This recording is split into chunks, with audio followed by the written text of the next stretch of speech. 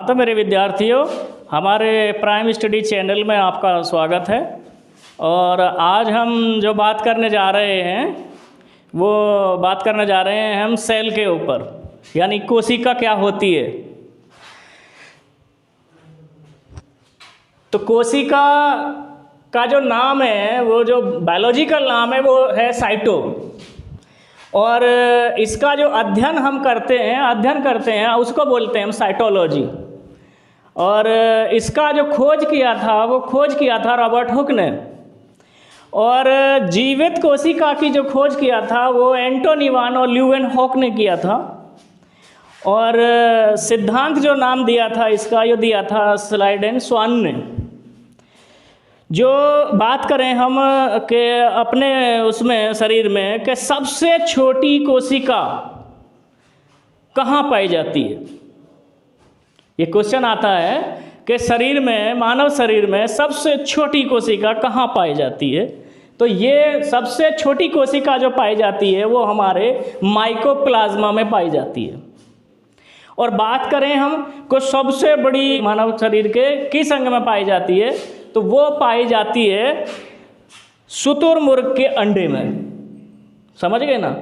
अब अगर मानव की बात करें तो मानव में जो है सबसे छोटी सेल कहाँ पाई जाती है। मानव में सबसे छोटी सेल पाई जाती है मानव के स्पर्म में। समझ गए ना। और बड़ी जो सबसे बड़ी सेल पाई जाती है, मतलब छोटी और बड़ी का मतलब ये नहीं है, मतलब छोटी और बड़ी, सबसे बड़ी जो सेल पाई जाती है वो पाई जाती है स्त्री के अंडाणु में, यानी ओवा में। और सबसे लंबी की बात करें, मतलब वैसे लंबी, वैसे बड़ी नहीं, वैसे लंबी, जैसे कुतुब मीनार और ताजमहल है, तो सबसे लंबी पाई जाती है न्यूरॉन में। अब न्यूरॉन कहाँ है? न्यूरॉन होता है हमारे ब्रेन में। जो मानव का ब्रेन होता है उसमें ही न्यूरॉन होता है, सबसे ज़्यादा न्यूरॉन उसमें पाया जाता है। और न्यूरॉन में जो कोशिका का डिवीज़न नहीं होता बिल्कुल भी, तो इसीलिए न्यूरॉन में लगी चोट कभी आसानी से ठीक नहीं होती। अगर सर में चोट लग जाती है तो बंदा ठीक नहीं हो पाता जल्दी से। और सबसे ज़्यादा तेज विभाजन कहाँ होता है इसका, सेल्स का सबसे ज़्यादा तेज विभाजन होता है हमारे लीवर में। क्यों? कि लीवर में कोई भी बीमारी हो जाती है बहुत आसानी से ठीक हो जाता है बंदा। तो विद्यार्थियों, सेल जो होती है ये कोशिका मिलकर क्या बनाती है? ऊतक बनाती है। घनी सारी कोशिकाएं मिलकर ऊतक बनाती हैं। और ऊतक मिलने के बाद ये एक अंग बनाते हैं। और अंग बनाने के बाद ये एक फिर बॉडी, ये शरीर बन जाता है। तो आगे के प्रकार बताते हैं फिर अब। हाँ, तो विद्यार्थियों, कोशिका में एक होती है कोशिका झिल्ली, जिसको इंग्लिश में मेम्ब्रेन बोलते हैं और उसे प्लाज्मा झिल्ली भी बोलते हैं। तो मेम्ब्रेन जो है वो होती है पादप और जंतु दोनों में होती है। पर पादप में जो प्लाज्मा मेम्ब्रेन होती है, ये कोशिका झिल्ली जो होती है, ये प्रोटीन की बनी होती है। और कोशिका के सभी अंग इस झिल्ली के अंदर होते हैं। मतलब जैसे कि आप बाज़ार गए तो बाज़ार से जो सामान लेने जाते हैं, आप एक थैला लेके जाते हैं, वो सब्जी वाला क्या करता है, एक पॉलीथिन में जो है आपको 1 किलो गोभी, 2 किलो आलू, इस तरह का जो सामान दे देता है। और वो ज़्यादा हो जाता है। ज़्यादा होने के कारण वो क्या करता है कि वो दूसरी एक पॉलीथिन और लगा देता है, तो वो डबल कर देता है। तो इसी को कहते हैं, इसमें होती है कोशिका भित्ति। वो केवल प्लांट में होती है और वो सेलुलोज का बना होता है। और सेलुलोज का बना होता है वो क्या होता है, सुरक्षा प्रदान करता है। वो इस तरह का होता है जैसे सिंगल झिल्ली हो गया ये हमारा जो कोशिका भित्ति है, और उसी के ऊपर एक दूसरा होता है इस तरह से, तो डबल हो गया। तो वो क्या करेगा, वो हमारी सेल को सुरक्षा प्रदान करेगा। जब सुरक्षा प्रदान करेगा तो हमें किसी तरह की कोई दिक्कत नहीं आएगी, हमारी सेल को भी कोई हानि नहीं होगी। तो दोस्तों अब आगे देखते हैं, आगे चलते हैं। आगे वाले उसमें हम आपको माइटोकॉन्ड्रिया सूत्र कणिका के बारे में बताते हैं। हाँ तो विद्यार्थियों, हमारी जो कोशिका होती है इसमें होता है एक माइटोकॉन्ड्रिया। ये एक कोशिका मानिए आप। अब इसके अंदर जो जो कंटेंट्स आते हैं हमारे, अब उनको मैं बताने जा रहा हूँ। एक होता है माइटोकॉन्ड्रिया। माइटोकॉन्ड्रिया इसको बोलते हैं सूत्र कणिका। इसकी खोज किसने की थी? इसकी खोज की थी अल्टमैन ने। और इसका काम क्या होता है सेल्स के अंदर, कोशिका के अंदर?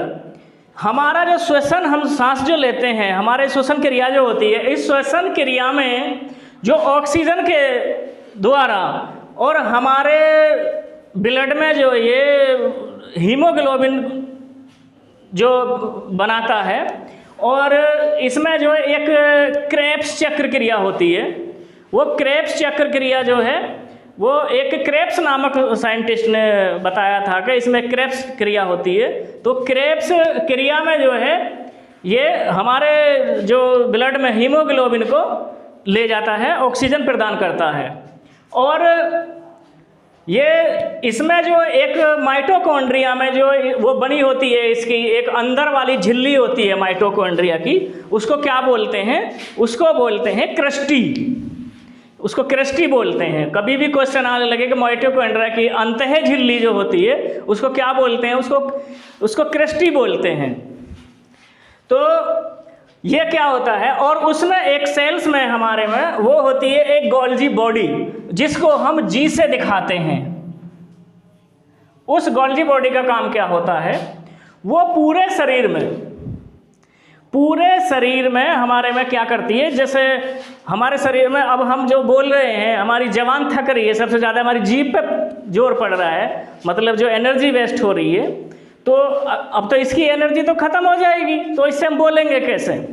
तो इसको जो ट्रांसपोर्टेशन का काम जो करती है, परिवहन का काम जो करती है, मतलब पूरे शरीर में ऊर्जा का बांटना, वितरण करना, वो करती है गोल्जी बॉडी। इसको गोल्जी ऑपरेटर भी बोलते हैं दोस्तों। तो ये परिवहन का काम ये करती है। तो सेल्स के अंदर एक तो माइटोकॉन्ड्रिया हो गया, दूसरा एक क्या हो गया? गोल्जी बॉडी हो गया। अब जो है, अब बात करेंगे हम, तीसरा होता है रसधानी, जिसे वोकल्स कहते हैं। हमारे जो मानव के शरीर में 65% जो है पानी होता है। अगर उस पानी में 1% की भी कमी हो जाती है तो खुश्की आने लगती है। उसका जो पूर्ति करता है वो कौन करता है? वो रसधानी करती है, वोकल्स करता है। तो उसको किससे निरूपित करेंगे हम? उसको करेंगे वी से निरूपित। तो अब जो है आगे अगला प्रकार समझने के लिए कोशिका के अगले उसमें चलते हैं। हाँ तो विद्यार्थियों, कोशिका में एक होता है तारककाय। तारक क्या है? उसको क्या बोलते हैं इंग्लिश में? सेंट्रोसोम। उसकी खोज की थी बोबरी ने, बोबरी नामक साइंटिस्ट ने। उसको निरूपित करते हैं हम किससे? सी से।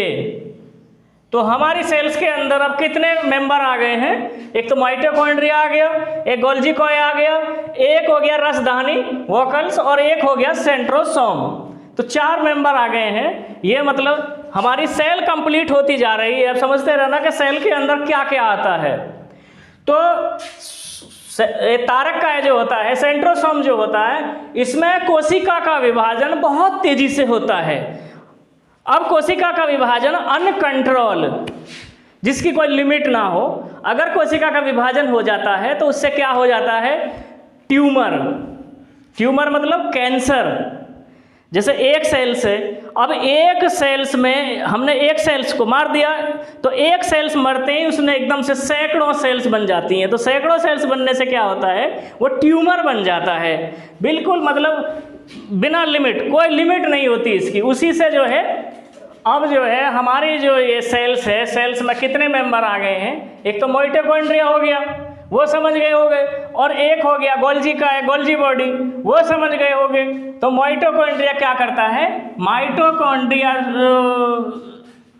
हमारी ऊर्जा का निर्माण करता है, ऊर्जा प्रदान करता है हमारी कोशिका को। और गोल्जी बॉडी क्या करती है? गोल्जी बॉडी जो हमारी ऊर्जा होती है वो सारी कोशिका में ट्रांसपोर्ट ट्रांसपोर्टेशन का काम करती है, परिवहन करती है। और वोकल्स क्या करती है? वोकल्स हमारे बॉडी में, हमारी सेल्स में जो है पानी का जो है इंतजाम करके रखती है।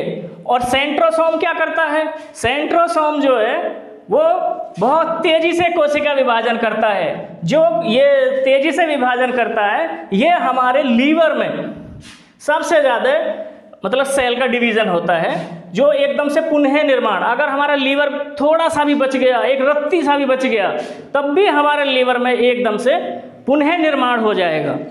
और सबसे ज़्यादा ये होता है ब्रेन में। अब ब्रेन में जो है, ब्रेन में सेंट्रोसोम नहीं पाया जाता। नहीं पाया जाता मतलब 10% पाया जाता है। 90% तो हमारे ब्रेन में न्यूरॉन पाए जाते हैं, 90% न्यूरॉन पाए जाते हैं। और बचा 10% में क्या होता है? जो हमारी ग्लेशियल सेल्स होती हैं उनमें सेंट्रोसोम प्रेजेंट होता है। तो उस 10% जो सेंट्रोसोम प्रेजेंट होता है, वही हमारा जो है ब्रेन में ट्यूमर का काम करता है। उसी से ब्रेन में ट्यूमर होता है, अन्यथा ब्रेन में ट्यूमर नहीं होता अगर यह ग्लेशियल सेल 10% में सेंट्रोसोम प्रेजेंट नहीं होता।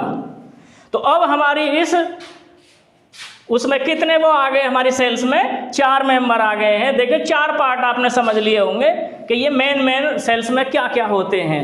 अब एक होता है अंतःप्रद्रव्यी जालिका, उसको क्या बोलते हैं हम? Endoplasmic reticulum. वो एंडोप्लाज्मिक रेटिकुलम क्या होता है? एंडोप्लाज्मिक रेटिकुलम जो है एक हमारे जो कोशिकाओं का जाल बनाने का काम करता है। अब उसमें भी 2 प्रकार का एंडोप्लाज्मिक रेटिकुलम होता है। एक तो एक आंतरिक कंकाल बनाता है, एक आंतरिक सहायता प्रदान करता है। और इस एंडोप्लाज्मिक रेटिकुलम में 2 प्रकार होते हैं। एक तो होता है स्मूथ एंडोप्लाज्मिक रेटिकुलम। अब स्मूथ एंडोप्लाज्मिक रेटिकुलम ये होता है, देखिए ये एक पिक्चर बनाया है हमने एंडोप्लाज्मिक रेटिकुलम का। तो स्मूथ एंडोप्लाज्मिक रेटिकुलम में किस चीज़ का निर्माण ज़्यादा होता है? वसा का निर्माण होता है, यानी चिकनाई का निर्माण होता है, तेल का निर्माण होता है सबसे ज़्यादा। और ये रफ एंडोप्लाज्मिक रेटिकुलम जो है वो क्या करता है? वो राइबोसोम्स की सहायता से प्रोटीन का निर्माण करता है, यानी प्रोटीन इकट्ठा करता है। तो एंडोप्लाज्मिक का क्या काम हो गया? प्रोटीन और वसा का निर्माण करना। अब कितने मेंबर आ गए इसके अंदर? इसके अंदर आ गए 5 मेंबर। अब आगे चलते हैं, आगे का समझाते हैं।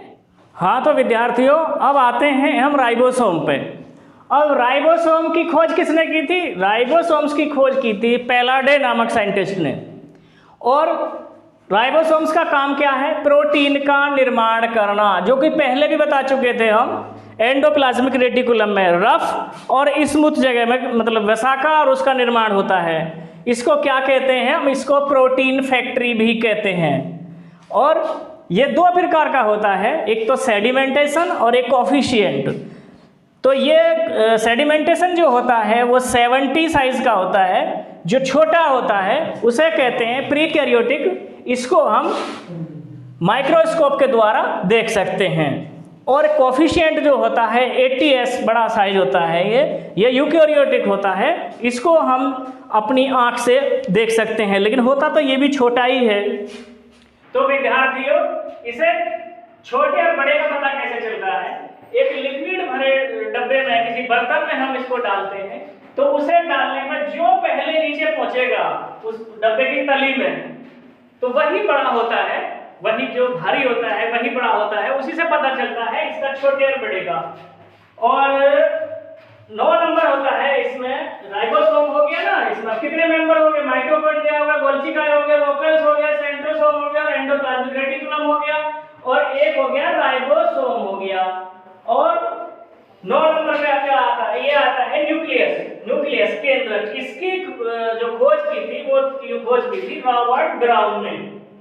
और इसमें क्या पाया जाता है? एक तो क्रोमोसोम, डीएनए और आरएनए। डीएनए आरएनए का हम अगले चैप्टर में बताएंगे, ये सेल्स का ही बहुत बड़ा चैप्टर है, इसमें ये डीएनए आरएनए नहीं बता पाएंगे। और ये न्यूक्लियस जो होता है ये पूरा कंट्रोलर होता है, इस पूरे मैनेजमेंट को ये कंट्रोल करके रखता है। इसकी बात अगर कोई नहीं मानता है तो ये पूरा डिसबैलेंस कर देता है, पूरी सेल्स को ही डैमेज कर देता है ये। तो इसको कहते हैं ब्रेन ऑफ सेल, मतलब सेल का दिमाग, और ये एक कंट्रोलर होता है अपने में। तो ये क्या हो गया, ये एक आ गया इसमें न्यूक्लियस, इसको केंद्रक बोलते हैं। तो अब अगले वाले पहुंचते हैं। हाँ तो विद्यार्थियों, अब आते हैं हम लाइसोसोम पे। इसकी खोज करी थी डी डुवे ने खोज की थी इसकी, और इसको क्या बोलते हैं, हाइड्रोक्लोरिक एंजाइम भी बोलते हैं। अच्छा, ये है एक जल अपघटक एंजाइम, ये अपने आप को फाड़ लेते हैं। ये पूरी कोशिका को क्या करते हैं, ये पूरी कोशिका को डरा के रखते हैं। तो इनको हम किससे निरूपित करते हैं, एल से निरूपित करते हैं। ये पूरी कोशिका को अपने में डरा के रखते हैं, मतलब ये सब पे हुक्म चलाते हैं। माइटोकॉन्ड्रिया अपने में चलाता है, गोल्गी अपने में चलाता है, वोकल्स अपने में चलाता है, लेकिन ये सबके ऊपर है। तो ये क्या है, ये कोशिका का एक पाचन भी बोलते हैं इसको। जैसे हम खाना पचा लेते हैं ना, ये ऐसे ही कोशिका में अगर कोई इधर उधर होता है तो उसको ये पचाने का काम करता है, ये मतलब सफाई कर देता है। और इसको हम क्या कहते हैं, सुसाइड बैग भी बोलते हैं, आत्महत्या की थैली भी कहते हैं इसको। ये खुद भी अपने में आत्महत्या कर लेते हैं, इसे एटम बम भी बोलते हैं। और ये क्या है, ये हमारे ब्लड में नहीं पाया जाता, ये आरबीसी में बिल्कुल नहीं पाया जाता। तो ठीक है दोस्तों, अब आगे चलते हैं। हाँ तो विद्यार्थियों, अब आ गए हैं हम जीव द्रव्य, प्रोटोप्लाज्म। ये क्या होता है, ये कलरलेस होता है, और ये जो हमारी पूरी सेल्स है, इसके अंदर जो सारे मेंबर्स आ गए हैं, उनमें जो ये होता है, ये जो जल भरा होता है इस तरह का, ये 80% होता है सेल्स के अंदर। अगर उस 80% में अगर 1% की भी कमी हो जाती है तो तुरंत सेल्स की डेथ हो जाती है, समझ गए ना। क्योंकि एक बात बताइए, हम किसी कांच के सामान को अगर पैक करके कहीं भेजते हैं तो उसमें थर्माकोल वगैरह, नायलॉन वगैरह कुछ इस तरह का पैकिंग करते हैं। जब पैकिंग करते हैं तो वो टूटता नहीं है सामान हमारा। ऐसे ही हमारी सेल में सबसे ज्यादा अहमियत होती है जीव द्रव्य की। पूरी सेल्स में ये जीव द्रव्य भरा है, और ये जीव द्रव्य इसको क्या कहते हैं, कोशिका द्रव्य। ये होता है साइटोप्लाज्म, और साइटोप्लाज्म ये बाहर वाला, ये तो हो गया साइटोप्लाज्म, ये साइटोप्लाज्म। और जो हमारे न्यूक्लियस के अंदर है, केंद्रक के अंदर है, केंद्रक के अंदर हो गया, ये हो गया न्यूक्लियोप्लाज्म, ये अंदर वाला। तो पूरा सेल्स आपके समझ में आ गया, सेल्स में है तो आगे भी, लेकिन ये सेल्स जो है मैं अगले पार्ट में जाके कंप्लीट करूंगा।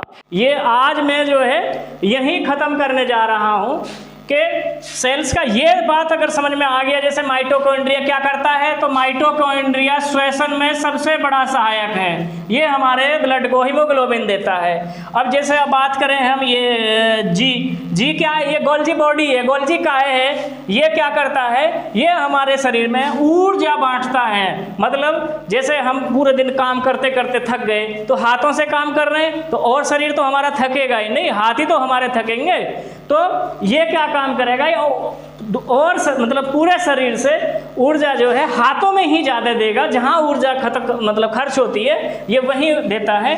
इसे परिवहन का काम करता है। ये क्वेश्चन आता है तो किसका काम करता है गोल्जी बॉडी, परिवहन का काम करता है। और ये वोकल्स जो होता है, ये वोकल्स इसको कहते हैं हम रसधानी। ये किसका काम करती है, ये जल का पूरा प्रबंध करके रखता है, जल प्रबंध पूरी सेल्स में जल प्रबंध करके रखता है ये, जो कि 65% जल होता है पूरी हमारी उसमें वोकल्स में। और सेंट्रोसोम क्या करता है, ये कोशिका का पुनः निर्माण करता है। ये क्या करता है, कोशिका विभाजन का उसमें सबसे ज़्यादा सहायक होता है। इसके फलस्वरूप ही कोशिका का विभाजन होता है और आगे बात करें तो आगे बात हम किसकी करेंगे, एंडोप्लाज्मिक रेटिकुलम की। ये एंडोप्लाज्मिक रेटिकुलम क्या काम करता है, ये हमारी कोशिका के लिए एक जाल बनाता है, जाल बनाता है। सबसे मुख्य काम है इसका जाल बनाने का। ये एक मजबूती देता है। जैसे हम अपने घर में पिलर डलवाते हैं और लेंटर में जाल डलवाते हैं लोहे का, तो ये बिल्कुल सेम वही काम करता है, जाल का काम करता है। और ये राइबोसोम क्या काम करता है, राइबोसोम जो है प्रोटीन का काम करता है। इसको क्या बोलते हैं हम, इसको प्रोटीन की फैक्ट्री भी कहते हैं। प्रोटीन का निर्माण करता है और किसका काम करता है, और ये वसा का काम करता है। तो सबसे ज़्यादा संग्रह करता है वसा और प्रोटीन का।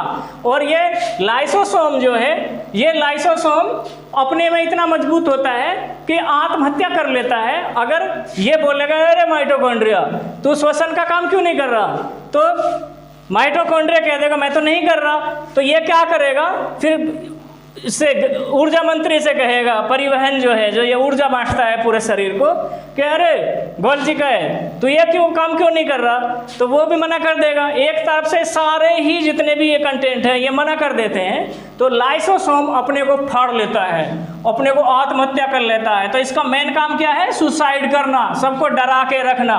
तो पूरी सेल्स को ही डैमेज कर देगा ये। और ये जो केंद्रक है इसको क्या बोलते हैं हम, केंद्रक जो है, केंद्रक ये सबसे बड़ा मजबूत काम करता है। ये सबसे ऊपर होता है केंद्रक। ये भी पूरा मतलब डरा के रखता है सबको। ये अगर ये अपना जल ये नहीं देगा तो ये पूरा इसका मैनेजमेंट ही डैमेज हो जाएगा। ठीक है, तो ये समझ में आया ना। तो अगले पार्ट में हम कोशिका का अगला जो कुछ बचा कुचा है पूरा कर देंगे। ठीक, अच्छा दोस्तों, तो हमारा चैनल को अगर आपको वीडियो अच्छी लगी हो तो इसे सब्सक्राइब और लाइक ज़रूर कर देना।